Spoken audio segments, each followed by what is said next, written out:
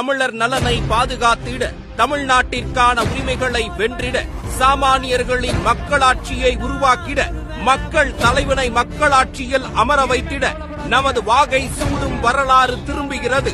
வெற்றி பேரணியை தமிழ்நாடு மதுரையிலிருந்து தொடங்குகிறது. இந்த நாடு இதுவரை கண்டிராத பிரம்மாண்ட மாநாட்டிற்கு, தமிழ் மண்ணின் ஜனநாயக திருவிழாவிற்கு அழைக்கிறார் வெற்றி தலைவர் விஜய்.